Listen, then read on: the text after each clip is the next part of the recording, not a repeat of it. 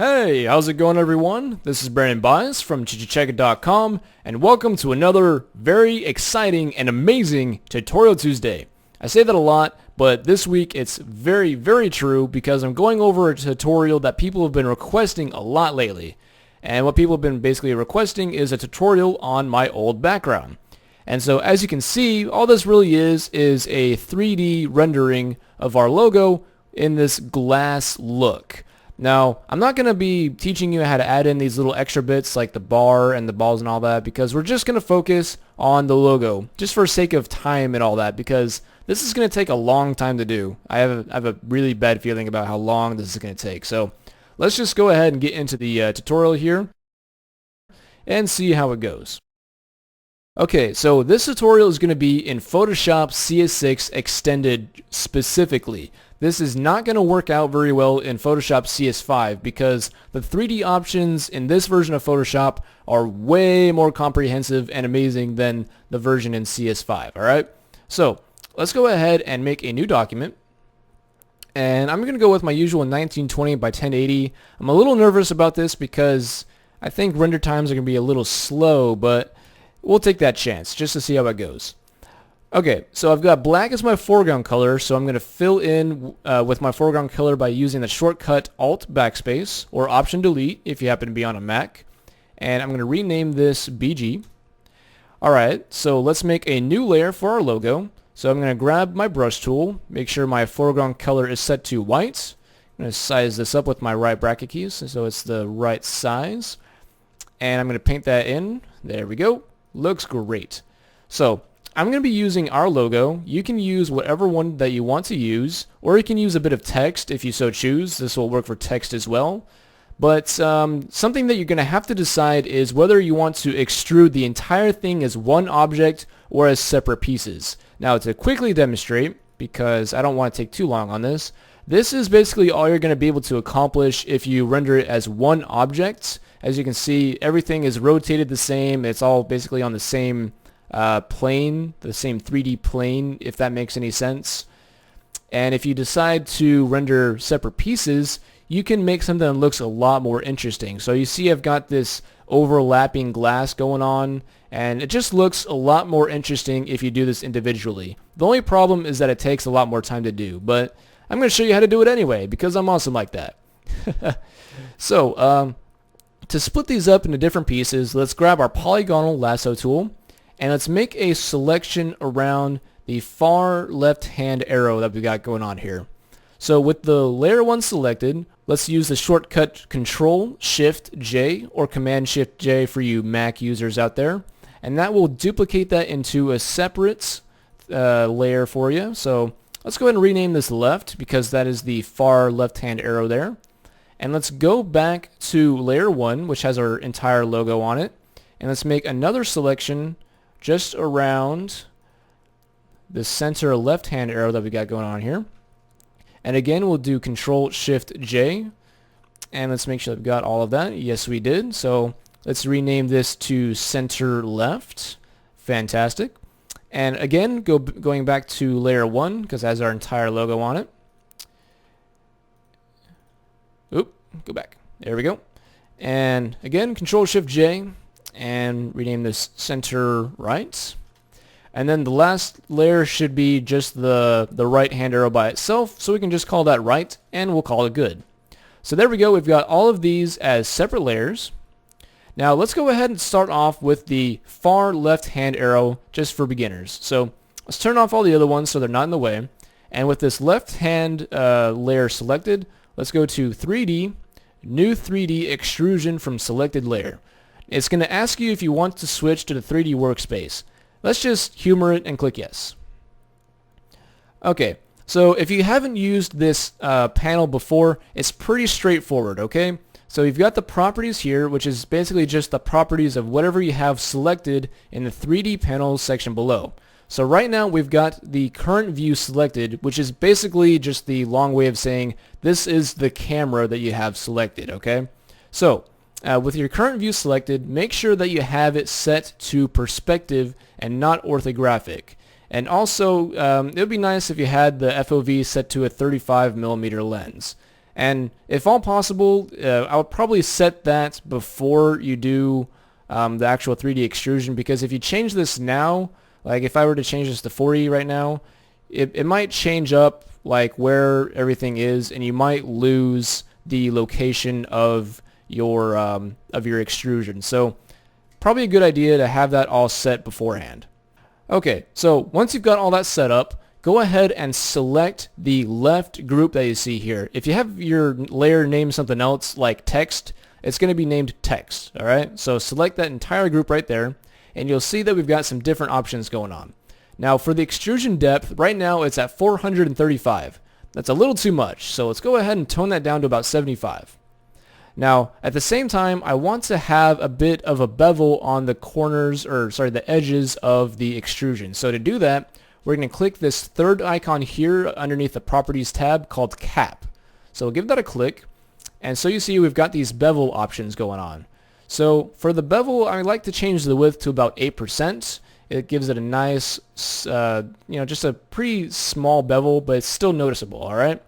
Now, if you want to, you can change the sides to front and back, so that way the bevel is applied to both the front face and the back face. So, once you've got that figured out, that's actually all you need to do for that little part, and now we can actually move on to the actual glass look of the 3D extrusion. So let's go ahead and select the front inflation material. You might have to double click that, I don't know. And so right now all we're going to do is we're going to go over here to where the material is and click the drop down arrow next to it. And we're going to click the third one down called No Texture. So give that a click, and now put a blank texture onto the 3D object. As for the settings, we're going to change the reflection to 100%. We're going to change the opacity down to about, let's say 25%. And we're going to turn the refraction up to 3.0. Okay, so here's all this is doing. We're turning up the reflection so that way it reflects the objects around it. In this case, it's going to be the other pieces of the logo. We turned down the opacity so that way it gives it that see-through glassy look to it. But at the same time, we turned up the refraction so that way when the light passes through it, it starts bouncing around in different ways and creates a unique and interesting look to it. Okay? So once you've got all of those settings, that's really all you need to do for that. And now we can click that drop down arrow, and then we'll click the cog on that little to the up right hand corner there, and you can click New Material. And you can just call this Glass. Now I already have it saved, so I'm actually going to click Cancel because I still have that saved down here. Alright, so it's going to show up right there, and once you have that, just close up that menu. And so now what you can do is select the front bevel material and then shift click to the back inflation material to select all of those materials at once. And then you can go back to that materials menu and click on that material that you just made, and that will apply it to all of those different materials. So it's a little bit confusing, I understand, but it just saves a lot of time doing it this way, so that way you don't have to basically redo all of those settings for each and every single material on the 3D object, alright?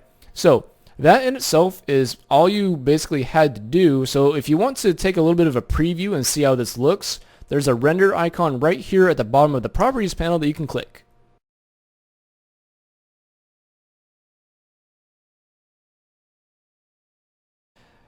Okay, so I think it's done enough rendering for the time being, so I'm just going to click on that icon again to interrupt it.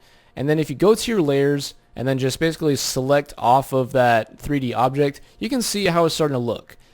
Now, of course, it doesn't look all that great because, well, there's not really a whole lot going on right now. You can't really see any refractions or anything of the sort, and not to mention our background is a little bit bland. You know what? Let's go ahead and make this background look a little bit more snazzy. So let's go to the background layer, and let's invert that by hitting Control-I or Command-I if you happen to be on a Mac, so that way you can see the shadows and stuff that's going on a lot better. But I want to make this a little bit more interesting, so let's go and add a gradient overlay to it. And we're going to keep this simple. Let's change the style to radial. Let's change the angle to 0. Let's toggle the reverse. And let's turn down the opacity to about 30%.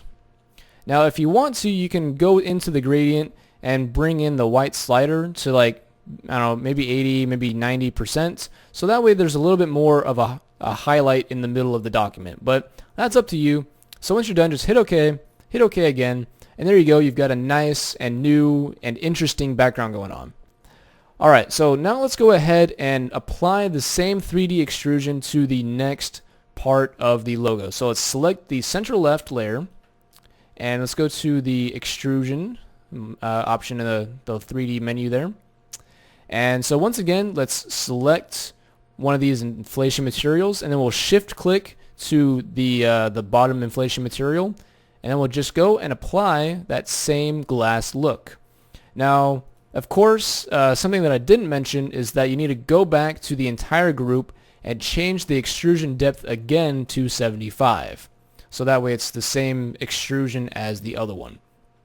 And then again, we'll have to go to the caps, change that to 8%, and voila. Okay, so that's looking pretty good. Obviously it's not rendered, so it looks a little bit funky, but that's okay. So let's do the same thing to the center right and the right layers.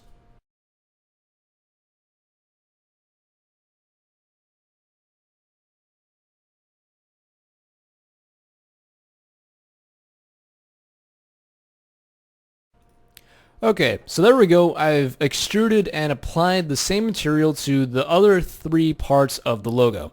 Now, the next thing we need to do is actually merge all of these layers into the same 3D plane, because they're actually not on the same 3D plane. Let me demonstrate. So right now I've got, which one do I have selected? I have the far right, let's change it to the center right real quick. So we have the center right 3D layer selected. Now if I was to go to this infinite light that we've got going on here, and if I selected the rotate tool, and if I rotated around this light, if it would let me, hello, it's being all decrepit here. Come on, work.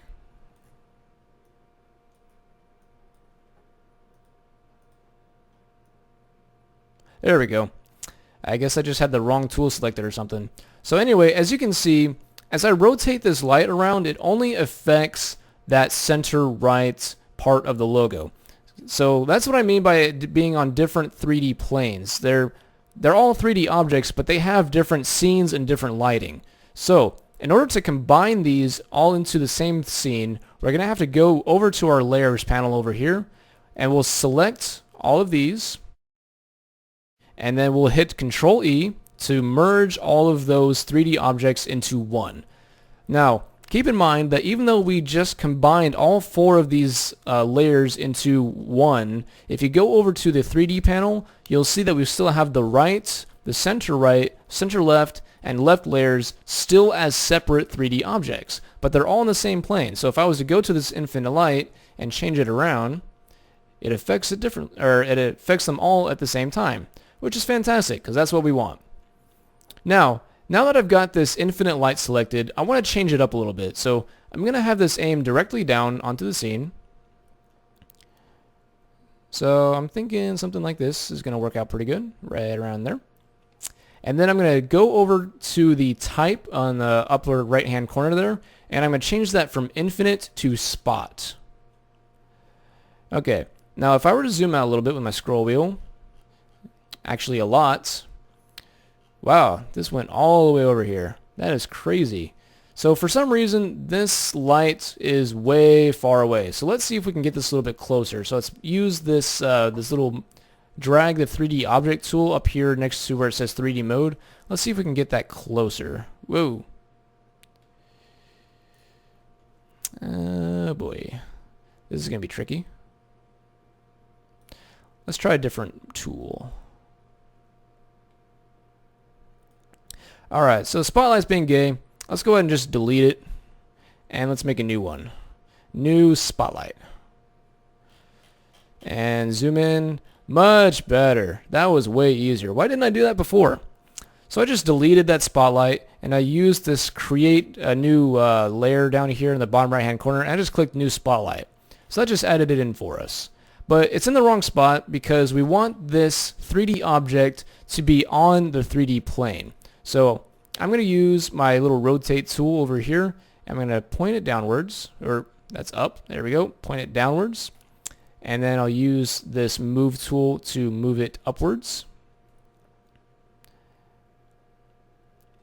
Alright, so that's looking pretty good just for the time being. Let's get into rotating this so that the 3D object is flat onto the ground plane. So let's keep this pretty straightforward. Let's select all 4 of these layers, and let's go ahead and, well, actually we don't really need a specific tool. Now, if you look closely, you'll see that we've got 3 prongs here. Now it looks like there's only 2 because the third one is this little blue guy you see right here on the front, and it's pointing directly at the camera, so you can't really see it too well. Now if you look right below the blue point, you'll see that there's a little bit of a piece sticking out, and if you mouse over that, you'll see a yellow line going up and down. Now when you see that, that means you can click and drag upwards to rotate that entire 3D object forward and back. So I'm going to basically just drag this up until, oh, I ran out of room. Let's undo that, and I'll zoom out so I have more room. And we'll try this again. Click and drag upwards. There we go. Until it says somewhere around 90 degrees. So 81, 85. Ooh, getting close. There we go. Perfect. 90 degrees. Perfectly flat. Now if it's like 90.1 or something like that, don't really worry about it. I've had that happen to me before. You don't really have to be all too concerned about it. So now that we've got that just right, now what we'll do is go to this little drop down arrow on the right hand side next to the 3D menu, and you can click snap object to ground plane, and that's going to move it right down until it's matched up with the ground plane here. Now of course this is looking a little bit strange in terms of the camera position, and if you look over here, we've got this nice little guy as like a little bit of an extra camera, and so it's kind of showing what's going on in the scene from a different angle. Now if it doesn't show it from this angle, I think you can click this select view camera, there you go, and you can select top, and it'll basically just look at it from the top point of view. Now we want our camera to basically look the same as that one, so let's just go ahead and click this little icon in the top right hand corner of that menu, and it says swap main and secondary view. So if you click that, you'll see that it actually does swap those around. So now here we go. We've got our camera looking straight down onto the glass insignia here. So I'm going to just click and drag these into a more centered view. And while I'm at it, I'm going to click the spotlight and see if we can move this in a bit of a better place. So let's see if we can move this over using our, what's this called again? I have no idea. It's the drag the 3D object tool or something of the sort. So I'm going to click and drag this up and to the left, or the center point up and to the left, and then let's go ahead and point this directly down onto that. Now, right now the light is a little bit too bright, so if you want to, you can go and tone down the intensity of the light on the right hand side over here, or you can grab the slide the object, there we go, slide the 3D object tool. You can click and drag backwards, or is it forwards? No. Oh, never mind. So dragging it backwards makes it go further away, or whatever. This is actually working a little bit differently than I'm used to. So I'm just going to undo that and just stick with the original idea of lowering the intensity of the light. Okay. I've basically just made myself look like a fool there, but it's whatever. I'm over it. Sort of. So a quick little tool. Oh, I was trying to zoom in and I just increased the intensity of the light there. Come on, stop lagging. You're making me look like a fool. There we go. Okay, so if you zoom in, and it's kind of hard to see right now, but this light has some circles around it. It's a little hard to see, but they're there. Now, if you want to, you can turn down the hotspot on that light so that's more focused into the middle. And then at the same time, you can basically go back to the spotlight. Thank you very much. And you can increase the overall radius of the entire light. And I'm going to turn back up the intensity of the light to about 90%, so that way it's looking all right. All right, so anyway, just mess with that light, see if you can get something that looks pretty good. And now that I've got everything in a position that I like, I know that the camera is a little too far, so let's go ahead and select the current view, and then make sure you have the slide the 3D object tool selected, and then click and drag. Hey, why are you not working? It's just rebelling against me today, guys. What's going on here? Maybe if I do this.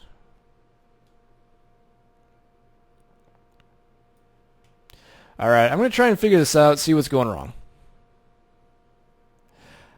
Oh, that's why. Wow, that's fantastic.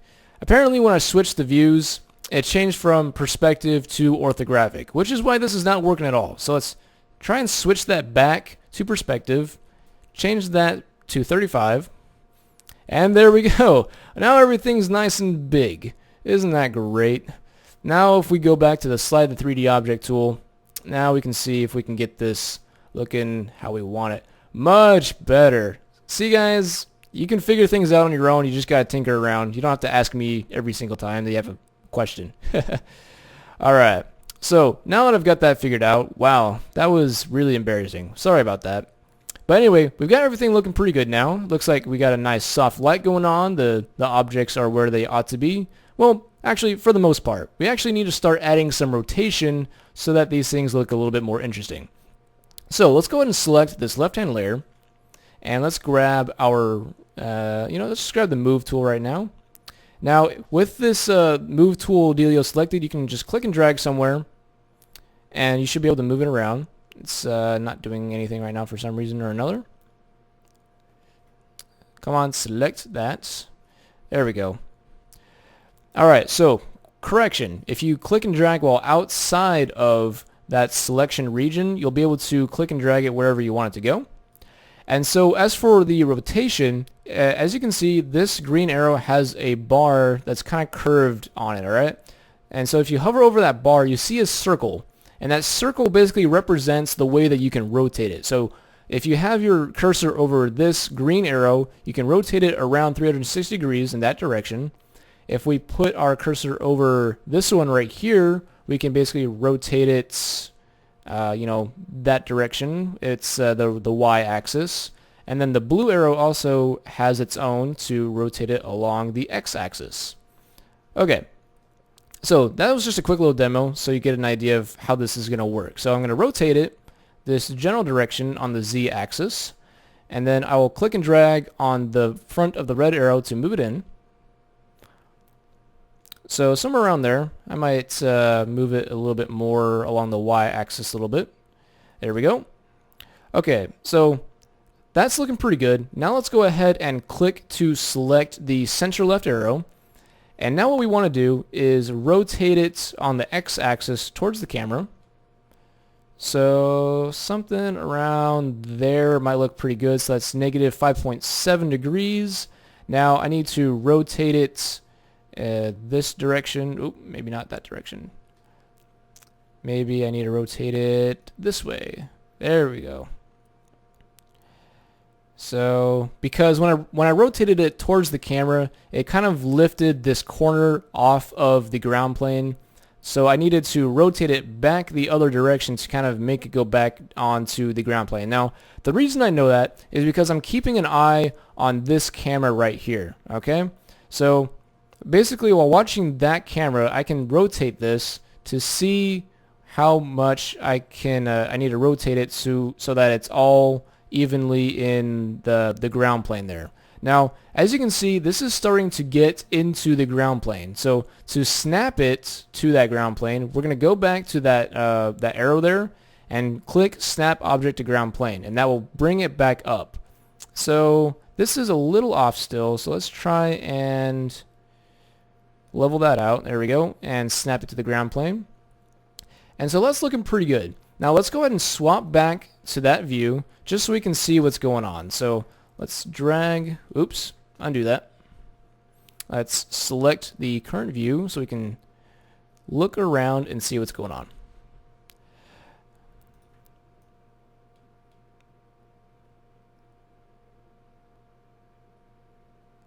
Okay, so I'm just looking around to see if these match up okay, and it looks like that the glass there is just barely matching up with the edge of the left-hand arrow. And that's okay. I'm not too worried about how much it intersects. I just want it to look like it's being propped up on the glass there. So that's looking pretty good, and we can go back to our other view. And I'll size that back down so that's out of the way. Okay, so now let's kind of do the same thing on the far right arrow, but instead let's have it propped up on top of the center right arrow instead. So let's go ahead and rotate this a little bit, and we'll drag it in this general direction, maybe a little bit more up. And now let's go ahead and rotate it along the y-axis. There we go. And let's go ahead and change this view camera to the front, and let's see if we can switch that in, and we'll try and pan. Oop. I keep forgetting they have to select the freaking current view every time so that you can get closer. Alright. Whoa. There we go. Oh, wrong tool. I'm just making a fool of myself today, aren't I? Okay, so let's just get a better look at what's going on here. Okay, so I need to rotate that even more. So let's swap back, and let's go ahead and select that again. Let's see, let's go ahead and bring it up and rotate it some.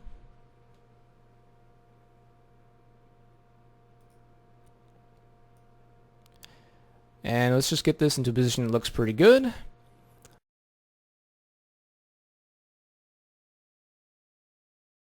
Okay, so I'm thinking this is looking okay, so let's see what happens when I snap it to the ground plane, and we'll swap back to that other camera and see if this is looking okay. So let's zoom in a little bit, and I'll click off of it.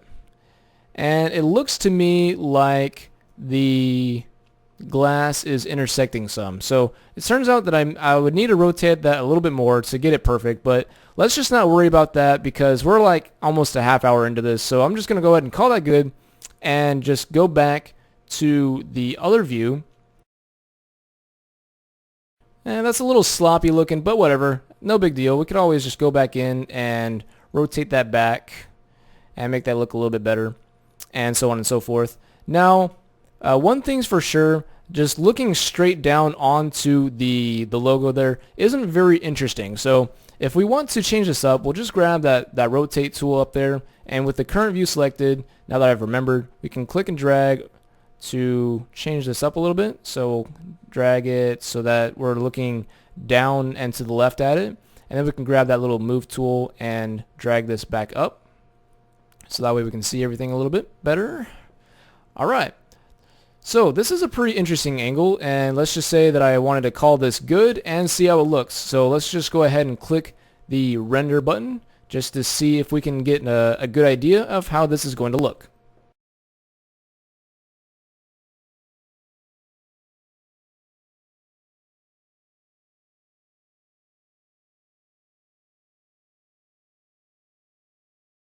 Alright, so now that it's basically done one pass over the entire thing, I'm going to interrupt it by clicking on the render icon again. And then let's go to the layers and click off of it just to see what it's looking like. So I only let this do one pass through, so it looks like crap, but you can get a general idea of how it's going to turn out in the end. And right now it actually looks like it could be really, really cool. But one thing's for sure is that these have really crisp edges on it. For the shadows, I should say. The shadows have crisp edges on them. So if you want to change that up, just go back to that 3D, I need to select the entire 3D object in the layers panel. So in the 3D options, if you go to the light, so we'll go to the spotlight, you can change the shadow softness all the way up to 100% to make it really soft.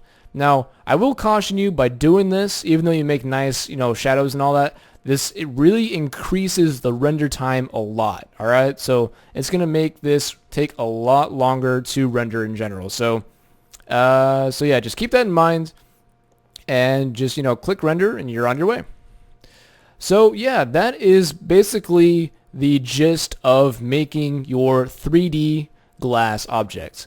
So I know that this was a little bit sloppy. I've never really done a tutorial like this before when it comes to rendering out complex 3D objects and all that. So don't be too rough on this tutorial, but if you did enjoy it, please like it and show me some support, because this is completely new to me and I haven't really done this before. But in the end, I'm hoping that this tutorial turned out okay. So I don't know, give me your feedback. Let me know if I should keep doing tutorials like these, or if you have ideas for future tutorials, let me know on that as well. So, yep, that's basically all there is to this. I'm going to go ahead and let this try to render all the way through. I'll go ahead and skip through to the end of this render just so you can see how it looks in the end. You can get a general idea of how this is going to look as a final product. So, again, I hope you guys enjoyed this tutorial. I'll let this render through, and I will see you guys next Tuesday.